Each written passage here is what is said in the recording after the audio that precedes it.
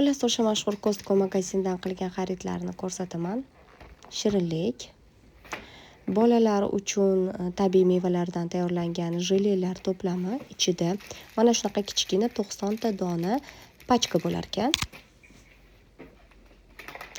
Uzum 3 lb, ya'ni 1,5 kilo atrofida. 36 dona makaron, bolalarim juda ham yaxshi ko'rishadi. Katta hajmdagi 12 dona kurasan, atigi $6. Va 18 dona sut, 32 dona kichik hajmdagi soklar, 12 dona pyure, albatta hammasi bolalar uchun, 2 dona non, losos balig'i, yarim tayyor pitsa. Duxovkaga qo'yasiz va birpasda tayyor bo'ladi. Va mana bunaqa sirli kurasanlar.